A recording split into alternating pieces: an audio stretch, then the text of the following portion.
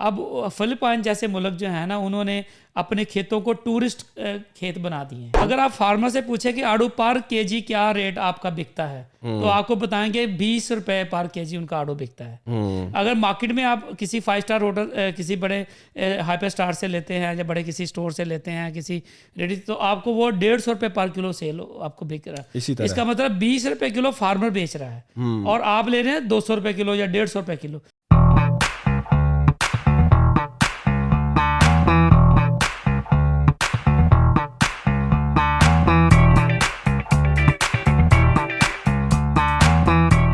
अस्सलाम वालेकुम ख़वातीन और हज़रात, welcome to the new episode of the podcast back to basics. मैं नईम सिकंदर आपका होस्ट एंड आज हमने बड़ा ही इंटरेस्टिंग टॉपिक सेलेक्ट किया है। हमने बहुत सारे टॉपिक्स पे बात की है, लेकिन आज का टॉपिक बड़ा यूनिक है और मैं ख़ुद क्यूरियस था इस टॉपिक को समझने के लिए। तो इसके लिए हमने दावत दी है agri tourism development corporation of Pakistan ATDC के founder and CEO Tariq Tanveer sahab को। कैसे हैं सर आप? बिल्कुल ठीक, आप कैसे हैं? अल्हम्दुलिल्लाह। सर ये आपका नाम इतना बड़ा है, agri tourism development corporation Pakistan, कोई सरकारी इदारा है क्या ये? ये एक प्राइवेट ऑर्गेनाइजेशन है। ये हम वॉलंटियर्स हैं, कोई 100 के करीब हम लोग हैं और हम पूरे पाकिस्तान से जुड़े हुए हैं। और कॉरपोरेशन का मतलब है जुड़ के काम करना। तो ये सर क्या आपकी प्राइवेट और पब्लिक की कोई पार्टनरशिप है या सिर्फ प्राइवेट लोग ही इसमें बैठे हुए हैं? सिर्फ प्राइवेट लोग हैं इसके अंदर सारे, और सारे वॉलंटियर्स हैं। कोई तनख्वाह नहीं लेते, हमें कोई इसके फंड नहीं आता, तो हम खुद अपने ही रिसोर्स से लगे हुए हैं इस आइडिया को पाकिस्तान में प्रमोट करने के लिए। चलें सर, कॉरपोरेशन को तो समझ में आ गया और पाकिस्तान भी समझ में आता है और डेवलपमेंट तो तरक्याती को बोलते हैं। अब आते हैं जो बेसिक चीज़ है एग्री टूरिज़म। ये एग्री टूरिज़म असल में है क्या चीज़? अगर हम बहुत सादा सी बात करें, एग्री टूरिज्म का मतलब है खेतों की सैर। अच्छा। दुनिया में फार्म टूरिज्म या खेतों की सैर एक इंडस्ट्री बन चुकी है। तो जैसे हमारा जो फार्मिंग प्रोसेस है, फसलें कैसे उगती हैं, सब्जियां कैसे उगाई जाती हैं, हमारे शहर के बच्चों को दे आर कैंट अंडरस्टैंड कि सब्जियां कहाँ पे लगती हैं, मूलियां दरख्तों पे लगती हैं, ज़मीन में होती है, उन्हें आइडिया नहीं होता इस बात का। तो फार्म टूरिज्म या एग्री टूरिज्म या एग्रो टूरिज्म, ये सारी एक ही तरह की वो टूरिज्म की एक ऐसी काइंड है जिसमें हमारे बच्चे सीखते हैं फार्म पे जाके कि जो हमारे डाइनिंग टेबल पर सब्जियां, फ्रूट, दालें, बाकी चीज़ें आती किन किन प्रोसेस से गुजर के हमारे पास पहुंचती हैं। ये है एग्री टूरिज्म। इसका मतलब यही है कि आपने अपने जो फार्म की प्रोसेसिंग है, ग्रोइंग को आपने नॉलेज लेना है। ये एग्री टूरिज्म है। अच्छा, पाकिस्तान में इस पर काम हो रहा है या अभी बहुत अर्ली स्टेजेस पर है? हमने कोई 5 साल पहले बड़े हाई लेवल पे इस पे स्टार्ट किया काम। 10 सालों से वैसे स्टार्ट कर दिया था। तो अब तो इसकी बहुत सक्सेस स्टोरियाँ हैं। अच्छा, पाकिस्तान से अगर हम निकल कर सोचें, एग्री टूरिज़म में दुनिया कहाँ तक पहुँची है? आया जो आप कह रहे हैं कि मेरे सामने मेरे टेबल पे जो मुझे खुराकें मिल रही हैं, जो सब्ज़ी मैं खा रहा हूँ, जो फल मैं खा रहा हूँ, ये असल में उगी कैसी, इनके पीछे प्रोसेस क्या है, वो आप लोगों को इसकी सैर कराते हैं। सही है। पाकिस्तान में तो समझ गया। ये कॉन्सेप्ट सिर्फ पाकिस्तान में है या बाहर भी है कहीं पे? पाकिस्तान में तो अभी हमने ये इसको इनिशिएट किया है। अदरवाइज़ दुनिया में एग्रो टूरिज़म जो है बहुत बड़ी इंडस्ट्री बन चुकी है। यानी इससे बड़ी आप देखिए, एग्रीकल्चर इंडिपेंडेंट एक इंडस्ट्री है और टूरिज्म एक इंडिपेंडेंट एक अलग से एक इंडस्ट्री है। जब आप दोनों इंडस्ट्रियों को ग्राफ्ट करते हैं, जोड़ते हैं, तो उससे भी बड़ी इंडस्ट्री बन जाती है। जैसे दुनिया में आप जाएं, फार्म पिकिंग, आपने जाना है स्ट्रॉबेरी पिकिंग के लिए, आप फार्म पे जाते हैं, फार्मर वहाँ पे आपको एक बास्केट देता है, आप उसके अंदर जाके जो स्ट्रॉबेरी पिक करके लेके आते हैं। उसी फार्म के ऊपर स्ट्रॉबेरी का जैम अवेलेबल होता है, स्ट्रॉबेरी का स्क्वैश अवेलेबल होता है। जो फार्मर की फैमिलीज होती है पीछे बैठ के वो सारी चीज़ें बना रही होती हैं। तो दुनिया में एक बहुत बड़ी इंडस्ट्री है ये। आप अमेरिका में जाएँ, कनाडा में जाएँ, इवन हमारी जो ये फिलिपाइन, इंडोनेशिया, थाईलैंड, इन्होंने इसको बहुत बड़ी इंडस्ट्री बना दिया। पूरा गांव जो है ना वो एग्रो टूरिज्म गांव बन गया है।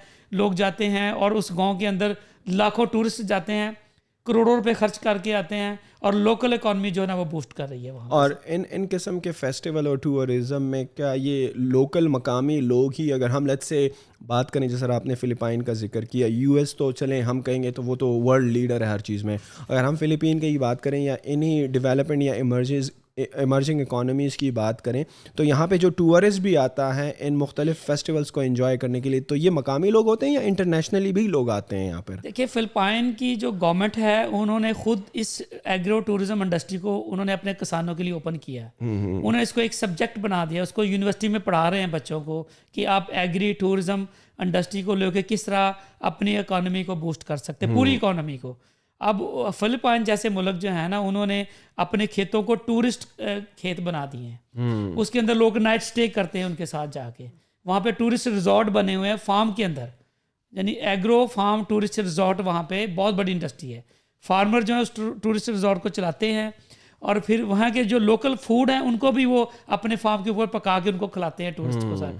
वैसे आप फिलिपाइन में जाएं, आप किसी होटल में ठहरेंगे तो आपको शायद उसकी लोकल इकॉनमी का, उनके लोकल फूड का, लोकल कल्चर का पता भी नहीं चलेगा, क्योंकि वहाँ पे डोमिनेंट है उनकी इंटरनेशनल जो बड़ी बड़ी, जैसे आप वहाँ पे जाके ठहरेंगे, पल कॉन्टिनेंट होटल में ठहरेंगे, या उनकी जो उनके जो 5 स्टार होटल्स हैं, तो उनको वो आपको वही चीज़ें दिखाएंगे जो इंटरनेशनली वो दिखाना चाहते हैं। लेकिन जब आप उनकी लोकल जो एग्रो टूरिज्म में जाएंगे तो फिर आपको उनका पता चलेगा ग्रास रूट लेवल पर लोग कैसे रहते हैं, कैसे सोचते हैं, उनकी जो लोकल कल्चर क्या है, उनके लोकल फूड क्या हैं और क्या चीज़ें उगाते हैं, कौन से मौसम में क्या चीज़ वहाँ उगती है। तो आपको बहुत सी चीज़ों की इसके साथ समझ आएगी।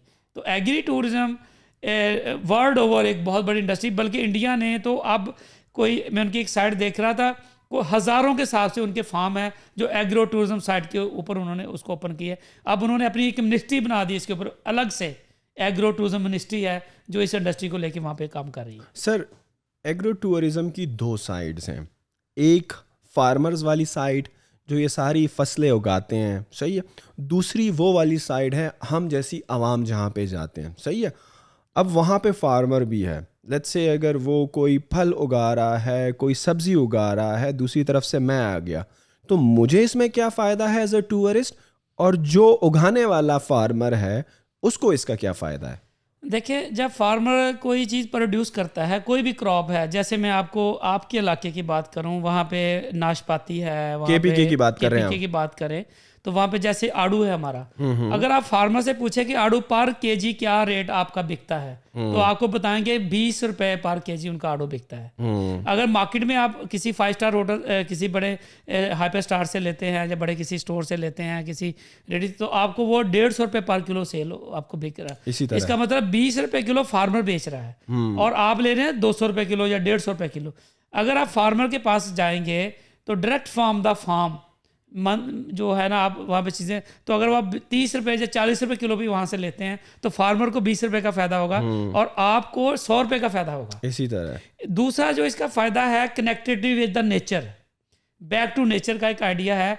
जो देखिए अभी कोविड आया, उन्होंने कहा जिसकी इम्यून सिस्टम बेहतर होगा उसका कोरोना कुछ नहीं कह सकता। इम्यून सिस्टम किसका बेहतर है? जिसका नेचर से जितना तलक ज़्यादा गहरा था उतना उसका इम्यून सिस्टम बेहतर था। अब जो फार्म की जो है ना, फार्म पे जाना आम लोगों को, उसका इम्यून सिस्टम बेहतर होता है, उनकी नेचर से कनेक्टिविटी बनती है। दूसरा, हमारे जो घर पे सब्जियां आती हैं वो हमें नहीं पता वो गंदे पानी से पल के आई हैं, उसके ऊपर कितना स्प्रे हुआ, कब की तोड़ी गई हैं, फ्रेश है, बासी हैं, किस तरह की है, हमें कोई आइडिया नहीं है इस बात का। लेकिन जब हम खुद से वहाँ पे जाएंगे फार्मर के पास, तो हमें पता कि हमने direct from the farm fresh सब्जियाँ, नेचुरल, ऑर्गेनिक, जैसे उसको फार्मर बड़े अच्छे तरीके से ग्रो करता है, तो वो उनसे हम लेके आएंगे, तो लोगों की हेल्थ बेहतर होगी, लोगों को सेहत की जो है ना उनकी कनेक्टिविटी नेचर से बेहतर होगी, और आम लोगों को ये एजुकेशन आएगी कि हमारे चीज़ें जो आती हैं किस तरह फार्मर्स को ग्रो करता है। जी आम लोगों के लिए जी एजुकेशन है पूरी इसके। सर, मैं ये समझना चाह रहा हूँ कि अगर मैं इस तरह के एक फेस्टिवल में जाता हूँ, सही है, तो ये एक इतवार बाज़ार जैसा सीन होता है जहाँ पर मैं इंडिविजुअल फार्मर से ले सकता हूँ सारे फार्मर्स जो जितनी अपनी सब्जियां फल उगाते हैं, मैं उनसे एज अ रिटेलर या एज एन एंड कस्टमर जाकर ले सकता हूँ, या यहाँ वहाँ पर जो है डिस्ट्रीब्यूटर्स आए होते हैं या बड़े गाहक आए होते हैं, होलसेलर्स आए होते हैं जो वहाँ से बल्क में उठा के आगे सब्जी मंडी या फ्रूट मंडी में ही बेच रहे होते हैं? हाँ, नहीं, इस तरह है कि जो हमारे साथ जितने भी वो रियल में फार्मर्स हैं, फार्मर ही अपनी प्रोडक्ट को बेचता है। हम जो एग्रो टूरिज्म आइडिया, जो एग्री टूरिज्म आइडिया जो इंडस्ट्री बना रहे हैं, इसमें हमने फार्मर को एजुकेट किया है, उसको बताया है कि आप अपनी प्रोडक्ट को कैसे ब्रांड करना है, आपने अपनी प्रोडक्ट को कैसे पैक करना है, कैसे इसकी वैल्यू एडिशन प्रोडक्ट बनानी है, और किस तरह आपने एंड कंज्यूमर तक लेके जानी है। तो कि जब आप मंडी में लेके जाएंगे या मिडल मैन को आप दरमियान में इन्वॉल्व करेंगे, आपकी प्रॉफिट का बहुत सा शेयर वो ले जाएगा आपका। तो हम उसको डायरेक्ट फार्मर को एंटरप्रेन्योर बना रहे हैं और कंज्यूमर के साथ उसको डायरेक्ट जोड़ है। तो दरम्यान में मंडी आड़त कुछ भी नहीं है इसके दरम्यान में। मतलब एक फार्मर जो कि सिर्फ पहले फसलें उगाता है, he is now a businessman. Yes, he is in control के वो जिस रेट पर बेचना चाहे, जो क्वालिटी प्रोवाइड करना चाहे, सारी चीज़ें उसके कंट्रोल में आ गई, from branding to packaging to price setting, और इवेंचुअली उसको उसकी मार्केटिंग भी, सारी चीज़ें उसके अपने हाथ में आ गई। तो he can now set the price, और अब उसको डर भी नहीं है यार कि मुझे जो है डिस्ट्रीब्यूटर को भी देना है, फलाने को भी देना है, बिकॉज उसके सामने उसका ग्राहक खड़ा है, उसका कस्टमर खड़ा है। तो वेरी इंटरेस्टिंग आइडिया। अच्छा सर, अगर मैं आपसे थोड़ा पूछना चाहूँ पाकिस्तान के पर्सपेक्टिव से, कि पाकिस्तान में हमारे 5 सूबे हैं, सही है, फसलें तो बहुत ज़्यादा होंगी, अगर आप नाम गिनाने लग जाएं तो शायद काफ़ी टाइम लग जाए। केपीके के पर्सपेक्टिव से कौन सी चीज़ें हैं जो कि एग्री टूरिज़म के थ्रू जो हैं प्रमोट हो रही हैं? इसी तरह केपीके पंजाब का अगर आप कुछ बता दें, सिंध का, बलूचिस्तान का, गिलगित का, तो कौन सी ऐसी प्रोडक्ट्स हैं जिसमें पोटेंशियल है कि वो एग्री टूरिज़म से फ़ायदा उठा सकती हैं? देखिए सबसे बड़ी चीज़ तो हमारी वेजिटेबल्स एंड फ्रूट्स हैं। अब देखिए हम ब्रोकली, आइसबर्ग, बहुत सी ऐसी एग्जॉटिक वेजिटेबल हैं जो अभी तक हमारी बाहर से इंपोर्ट होके आ रही हैं, या जहाँ पे अभी ग्रो हो रही है तो उसको अभी उस लेवल पे ग्रो नहीं किया जा रहा। तो एक तो सबसे बड़ी मैं कहूँगा कि जो केपीके की बात करें तो हमारा पीच जो है ये एक बहुत बड़ी हमारी फसल है। पीच को लेके हम एक बहुत बड़ा टूरिज़्म साइट डेवलप कर सकते हैं। पीच टूरिज़्म विलेज, एक ऐसा गांव बना दें जहाँ पे सारा गांव ही पीच लगा के बैठा हुआ, पीच की फ्रूट बेच रहा है, पीच के स्लाइस बना के बेच रहा है, पीच का जैम बना के बेच रहा है, पीच का जो है ना वो स्क्वाश बना रहा है, पीच को ड्राई करके उसके वो चिप्स बना के बेच रहा है, जो पीच की गिटक होती है उसकी वो डिफरेंट पाउडर बना के वो मुख्तलिफ चीज़ों में यूज़ होता है, उसको बेच रहा है। तो लाइक वो पीच को लेके बहुत तरह की अदर काइंड ऑफ एंटरप्रेन्योरशिप जो है ना वो लेके वहाँ पे बैठ जाएगा। और जब पीच अपने ब्लूम पे होगा तो बीच फेस्टिवल भी वहाँ पे होगा। तो जब शहर के लोग वहाँ पे जाएंगे पीच फेस्टिवल को देखने के लिए, तो उसकी सारी प्रोडक्ट ऑन फार्म उसकी वहाँ से उसी जगह से सेल हो जाएंगी। तो इसी तरह पियर आपका जो नाशपाती है वो, इसकी आलू बुखारा आपका प्लम, इसके ऊपर बड़ा काम हो सकता है। अनार केपीके में बहुत अच्छा होगा। तो लाइक इस तरह के जो सारे फ्रूट हैं केपीके में इस तरह के थीम विलेज बन जाएं, जो एक एक वन विलेज वन प्रोडक्ट, एक विलेज जो है ना वो पीच उगा रहा है, एक विलेज अनार उगा रहा है, एक विलेज एप्रिकॉट उगा रहा है, तो सारे विलेज के जो लोगों की, लोकल रेजिडेंट लोगों की जो इकोनॉमी है वो बूस्ट कर जाएगी सारी। इस तरह तो सर सारी सब्जियां मंडी मर जाएंगी, उनका बिजनेस तो गया काम करने। मैं आपको बताता हूँ होता क्या है कि अगर तो फार्मर की फर्ज करे 100 रुपया जो बांटना है, हाँ, 50 रुपये फार्मर को मिल गए, 50 रुपये अदर डिस्ट्रीब्यूशन हो जाए, फिर तो ये बड़ी जस्टिफिकेशन है। अगर फार्मर को 10 रुपये मिल रहे हैं और 90 रुपये लोगों को जा रहे हैं तो ये जस्टिफिकेशन नहीं है। तो हम ये चाहते हैं कि जो ग्रोअर है, जो एक्चुअल ग्रोअर है, उसको उसकी मेहनत का प्रॉपर मुआवजा मिले। क्योंकि अभी जो एग्जिस्टिंग मॉडल है उसमें कंज्यूमर को भी महंगी चीज मिल रही है, फार्मर से भी सस्ते में लिया जा रहा है, और बीच में बैठे हुए मिडलमैन सारा प्रॉफिट खा लेते हैं। एक मिडलमैन नहीं है ना, असल में यही तो प्रॉब्लम है। जो असल में दरमियान में 8-10 लोग इन्वॉल्व हो जाते हैं, मंडी है, आड़तिया है, फिर आगे रेडी वाला लेके जाता है, फिर इस तरह, तो ये करते करते चीज़ इतनी महंगी हो जाती है कि हमें समझ नहीं आती। अब बिलीव करें कि एप्रिकॉट हमने मेला किया वहाँ पे सकरदू में, वहाँ पे एप्रिकॉट का कैन यू बिलीव 800 रुपये मन रेट है वहाँ पे, 20 रुपये kg। और यहाँ पे जो एप्रिकॉट हम लेते हैं वो तकरीबन आप समझ लें कोई 150 रुपये 100 रुपये किलो से कम नहीं है। ये तो 10 गुना महंगा है। तो अगर वही फार्मर उसको वैल्यू एड्स करके, उसको ड्राई करके, उसको मुख्तलिफ चीज़ें बना के, उसकी अच्छी पैकिंग करके बेचना शुरू करेगा तो उसकी जो है ना, जो उसकी कीमत बेहतर मिलेगी उसको। लेकिन सर मुझे ये बताएं, इस तरह के फेस्टिवल्स अरेंज करना ना फार्मर्स के बस का काम तो नहीं है। वो बेचारे तो सारा दिन खेतों में लगा रहता है। वो तो अगर आप उसको बिजनेसमैन भी बनाना चाह रहे तो वो फिर पैकेजिंग में पड़ जाता है, मार्केटिंग में पड़ जाता है, ब्रांडिंग में पड़ जाता है। तो इस किस्म के फेस्टिवल्स अरेंज कौन करेगा? जिस तरह आपकी एक ऑर्गेनाइजेशन है, सही है, तो इस तरह के इवेंट सिर्फ आप ही करा रहे हैं या कोई और प्राइवेट फार्म्स हैं या गवर्नमेंट है जो कि इस तरह के फेस्टिवल करा रही है और फार्मर्स और कंज्यूमर दोनों को फ़ायदा पहुंचाने की सोच रही हैं? देखिए अगर हम बात करें गवर्नमेंट सेक्टर की तो मेरा ख्याल अभी एग्री बेस्ड फेस्टिवल तो उनको इसके ऊपर कोई भी ऑर्गेनाइजेशन काम नहीं करी, इवन ना कोई हमारा गवर्नमेंट सेक्टर इसके ऊपर काम कर रहा है। वजह शायद मे भी उनके समझ नहीं आई कि एग्रो टूरिज्म इंडस्ट्री कितनी बड़ी इंडस्ट्री है। मतलब इस देखिए हम एक एग्रीकल्चर कंट्री हैं, बिल्कुल। हमारा हर 70% पॉपुलेशन डायरेक्टली रिलेटेड है इसके साथ, इनडायरेक्टली रिलेटेड है। तो हमारा सबसे बड़ा जो मैंडेट होना चाहिए वो एग्री टूरिज्म के अंदर होना चाहिए ना। अच्छा, मैं आज के सिनेरियो की बात करूं, जैसे अभी हमारे टूरिस्ट जो है मरी में चले गए, सारे फंस के जाके वहाँ पे एक ऐसा रोड जो थे, इंफ्रास्ट्रक्चर हमारा बिल्ट नहीं हुआ था। अगर इसके पैरेलल हम इस्लामाबाद के साथ ही इस तरह के एग्रो टूरिज्म फार्म भी हों जिसमें लोग जा सके, तो मेरा ख्याल 70% लोग उधर जाते हैं तो 30% लोग इधर भी तो जाएंगे ना। तो हम इसके पैरेलल एक नई इंडस्ट्री क्यों नहीं खड़ी कर देते इसके साथ। हम देखिए उसके लिए 2 घंटे का ड्राइव करके जाना पड़ता है, यहाँ तो 10 मिनट में हम पहुँच जाएंगे वहाँ पे। तो ऐसे फार्म जहाँ पे जाएं, वहाँ पे हम वो लोकल गेम खेल रहे हैं, कभी हम टांगा राइड पे जा रहे हैं, डोंकी राइड्स के ऊपर ट्रैवल कर रहे हैं, खेतों के अंदर जाके हम पूरा दिन स्पेंड कर रहे हैं, लोकल फूड खा रहे हैं, तो ये भी एक टूरिज्म पूरी एक एग्जैक्टली। तो हम चाह रहे हैं कि एग्रीकल्चर चूँकि कंट्री हैं, तो हमारा सबसे बड़ा स्कोप एग्रीकल्चर टूरिज्म के अंदर है। तो इस इंडस्ट्री को हम अपनी एक फोकल इंडस्ट्री के तौर पे इंट्रोड्यूस कराएं पाकिस्तान में। गवर्नमेंट को भी शूट भी इसके अंदर आना चाहिए और इसको एज इंडस्ट्री पूरा लेना चाहिए इसको। अच्छा, जिस तरह आपने बताया ना कि गवर्नमेंट को इसका नोटिस लेना चाहिए और हम एग्रीकल्चर मुल्क हैं, अब हम गवर्नमेंट का तो इंतज़ार कर नहीं सकते। अब गवर्नमेंट की जब पॉलिसी बनेगी, जब इसमें एक्टिवली काम गवर्नमेंट करेगी, वो तो करेगी, लेकिन अगर कोई प्राइवेट इदारा, क्योंकि अभी आपसे बात हो रही थी कि आप ही एक वाहिद प्राइवेट इदारा हो जो एग्री टूरिज्म में काम कर रहे हैं, सही है? आपको क्या लगता है कि प्राइवेट इन्वेस्टर, प्राइवेट फर्म्स क्यों नहीं आ रही हैं? वजह क्या है? अवेयरनेस नहीं है? अवेयरनेस नहीं है, क्योंकि हमेशा देखें जो भी आइडिया आता है पाकिस्तान में या हमारे लोगों के पास, वो आहिस्ता आहिस्ता लोगों के पास पहुंचता है। चूँकि एक इंडस्ट्री थी, दुनिया ने तो काम कर लिया इसके ऊपर, तो पाकिस्तान में चूँकि ये आइडिया अभी फ्लोरिश ही नहीं हुआ, इसकी अवेयरनेस ही नहीं आई।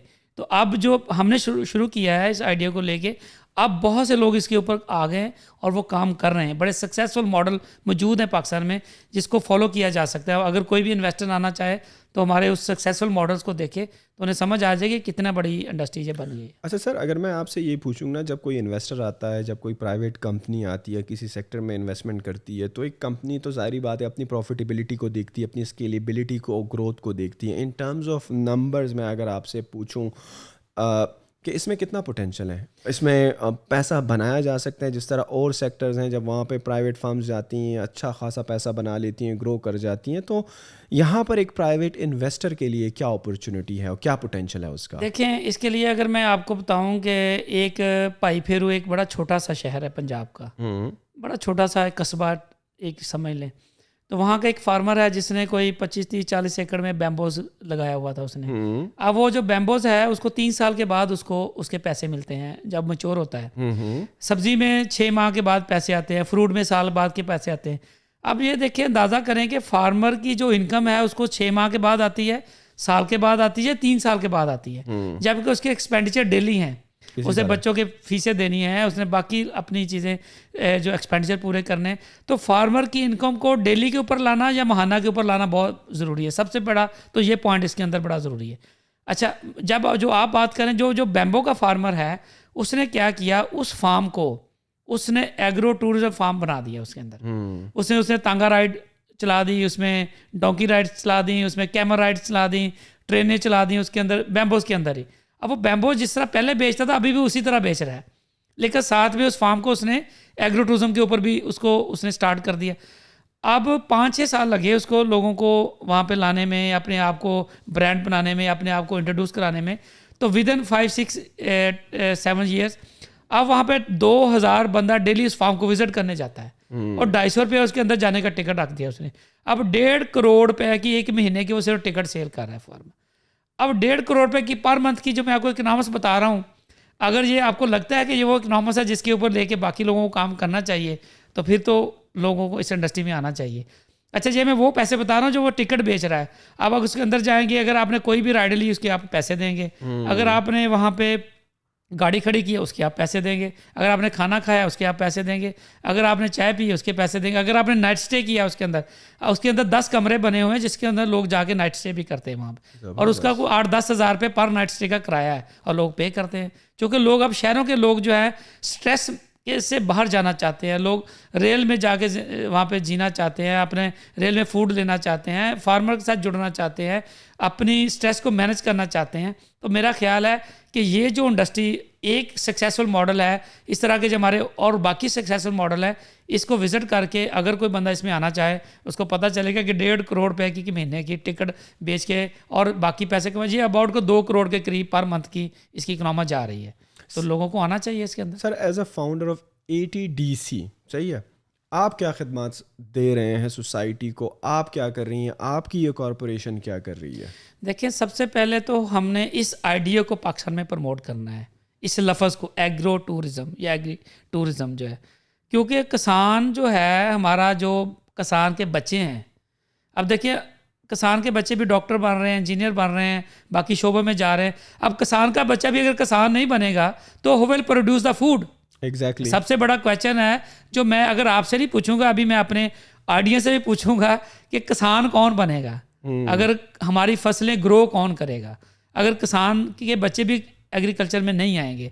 तो हम बेसिकली, मेरी ऑर्गेनाइजेशन जो है वो आइडिया दे रही है कि किसान का बच्चा जो है वो अगर एग्रो टूरिज्म आइडिया के ऊपर अपने फार्म को ओपन करेगा, अपने पेरेंट्स के साथ जुड़ के काम करेगा, उसको जो वो फार्म पे ग्रो करता है उसको बेहतर ब्रांड करके, अपने फार्म को ब्रांड करके, अपनी प्रोडक्ट को ब्रांड करके, अपनी प्रोडक्ट बना के अगर वो ऑनलाइन फेसबुक के ऊपर, अमेज़ॉन के ऊपर, बाकी चीज़ों के ऊपर अपने वो अकाउंट बनाता है, अपनी प्रोडक्ट बेचता है, तो किस तरह वो बेहतर पैसे कमाएगा? तो वो कहेगा ही proud to be a farmer.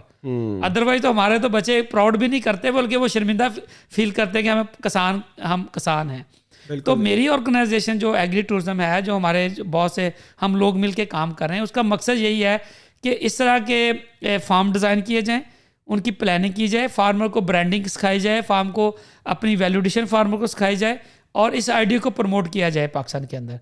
और इस तरह आइडिया को लेके जो बंदा काम करना चाहे उसको हम ट्रेनिंग्स देते हैं, उसके लिए हम फ्री ट्रेनिंग क्लास हम कराते हैं, और वो जो सारी चीज़ें उसके लिए हम मैनेज कर रहे होते हैं। यही हमारी ऑर्गेनाइजेशन का काम है पूरा।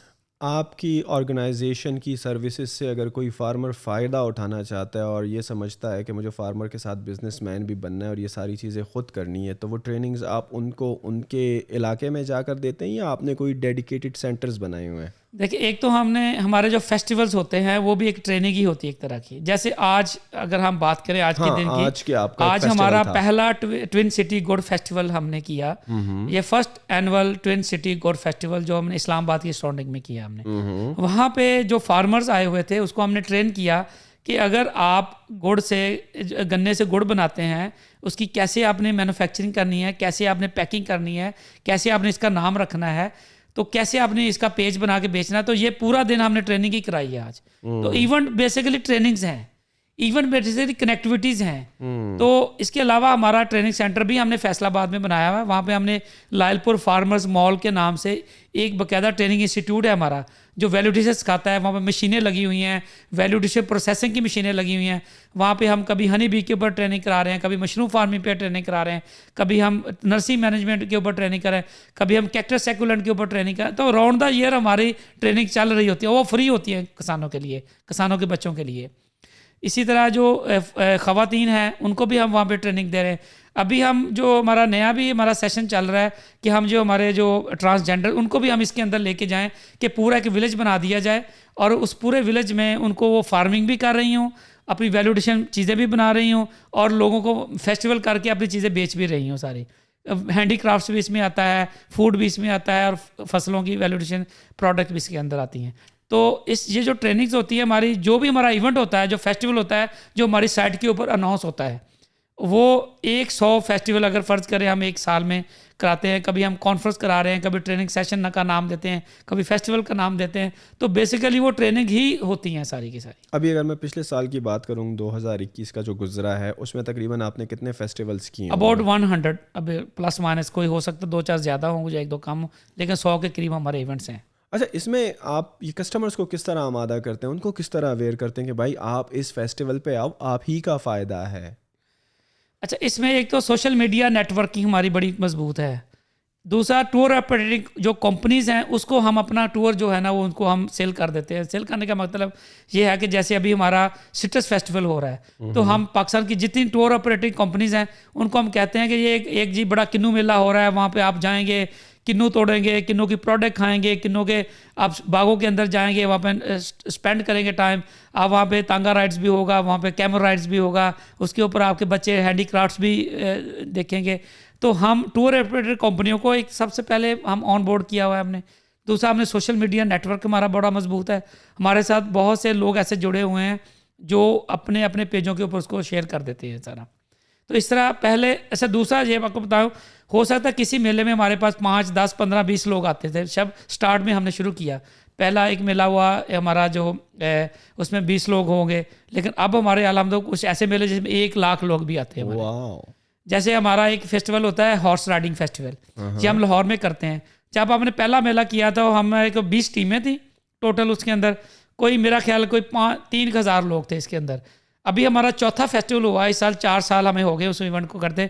1 लाख से ज़्यादा लोग थे और 2,000 से ज़्यादा घोड़े थे उसके अंदर, और ये पाकिस्तान हिस्ट्री का सबसे बड़ा हॉर्स राइडिंग फेस्टिवल था। तो मतलब ये ग्रेजुअली इसको कहते हैं ऑर्गेनिक ग्रोथ।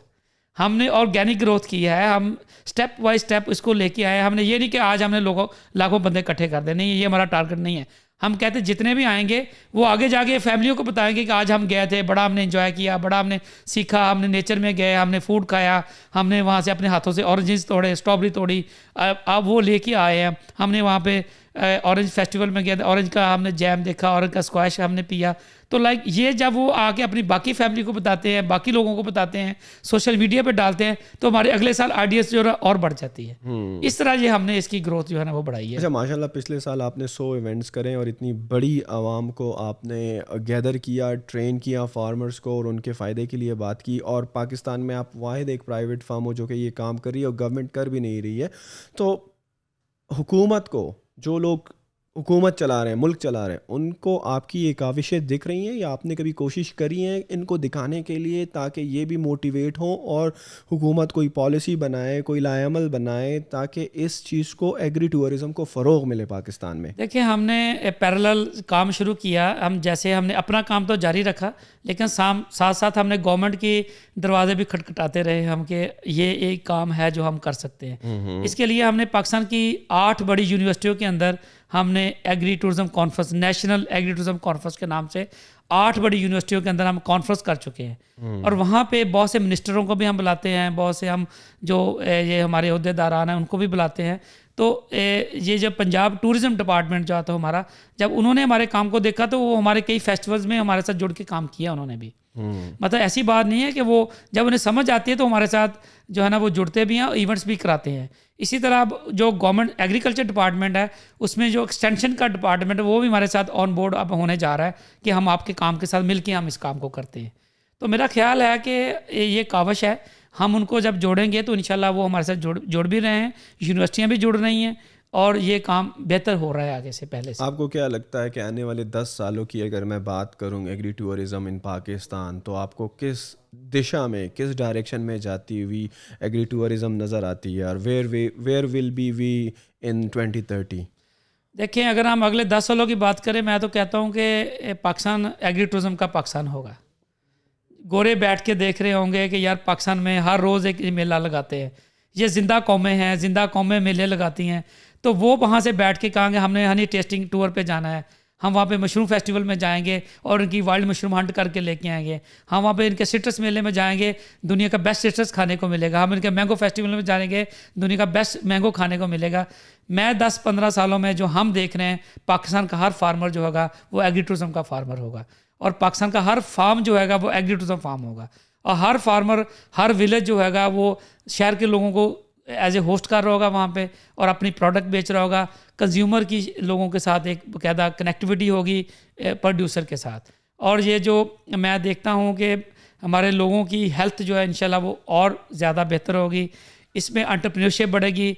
और हमारे जो इमरान खान ने ये बात की थी कि हम इतने लोगों को नौकरियाँ देंगे, लेकिन हम ये बात करें हम इतने लोगों को एंटरप्रेन्योर्स बना देंगे। तो जब इतने हमारी यूथ जो है जब वो एंटरप्रेन्योर्स बन जाएगी अगले 10 सालों में, चूँकि एग्रीकल्चर कंट्री होने के नाते हमारी एग्री एंटरप्रेन्योरशिप के अंदर बहुत पोटेंशियल है।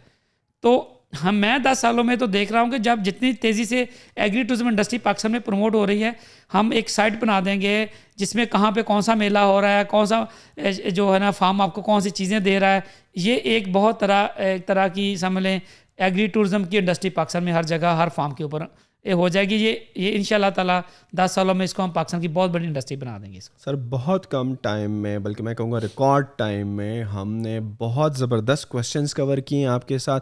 लेकिन before I conclude this podcast, एक चीज़ जो मैं आपसे लाजमी पूछना चाहूँगा, हमारे पेरेंट्स और हम एज ए जनरेशन, हमें ये सिखाया जाता है कि भाई डॉक्टर बनना है, इंजीनियर बनना है, ऑस्ट्रेलिया जाना है, हमने बाहर से पढ़ाई करनी है, लेकिन हमने अभी तक किसी पेरेंट को अपने बच्चे को फार्मर बनाते हुए नहीं देखा।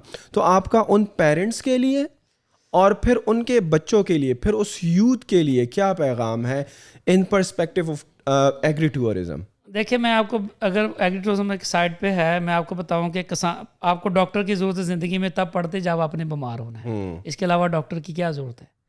आपको इंजीनियर की ज़रूरत है जब आपने कोई घर बनाना है, जब आपने कोई, आपको इंजीनियर की ज़रूरत पड़ रही है। एक एडवांस हो सकता है ज़िंदगी में एक दफ़ा पड़े।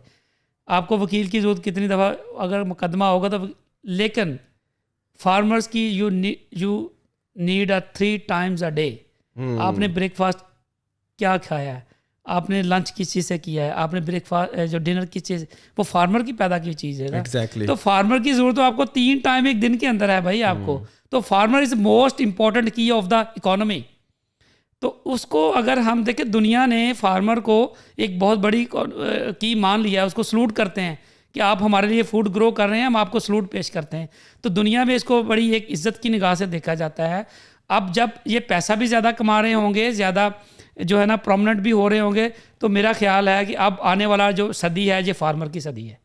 आने वाली जो सदी है ये फार्मर की, चूँकि हर चीज़ में सरप्लस हो गए हैं, फार्मर हमें चाहिए और हमें इसी तरह का फार्मर चाहिए जिस तरह का फार्मर हम बना रहे हैं।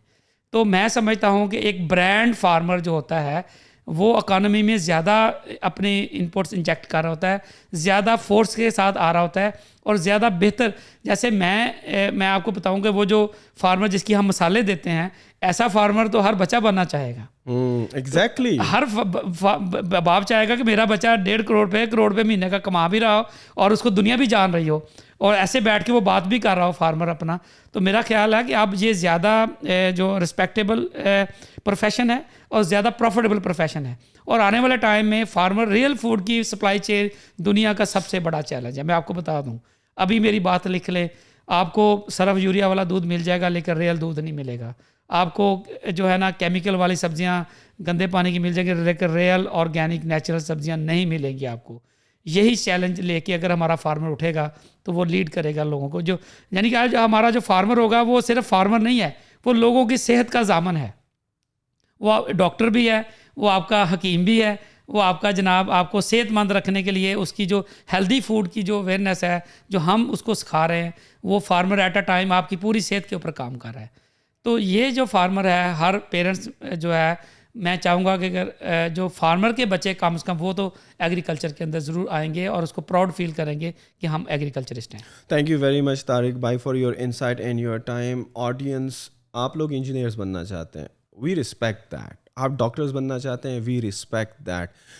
लेकिन जो मॉडल ये प्रपोज कर रहे हैं ना कि अगर आपको फार्मर भी बनना है तो एक आप ब्रांड फार्मर, एक एंटरप्रेन्योर फार्मर और एक बिजनेसमैन फार्मर, तो इसके बारे में भी ज़रा सोचें, ज़रा आंखें खुली रखें। बिकॉज डॉक्टर, इंजीनियर, वकील, अकाउंटेंट सिर्फ ये ज़िंदगी के शोबे नहीं हैं जहाँ पे आप करियर बना सकते हैं। आप एक बेहतरीन फार्मर के तौर पर एक बेहतरीन बिजनेस सेटअप कर सकते हैं और अपनी लाइफ और अपने इर्द गिर्द लोगों की life by giving them amazing quality of food, vegetables, fruits and whatever you can provide to them, or you can be an entrepreneur. Thank you very much once again guys for listening to this podcast. I hope you find value out of it, and don't forget to share this amazing podcast with your friends जिनमें शायद बहुत लोगों की ज़िंदगी बदल जाए अगर उनको ये एग्री टूरिज्म का कॉन्सेप्ट पता चले। And don't forget to subscribe to our YouTube channel. Thank you once again.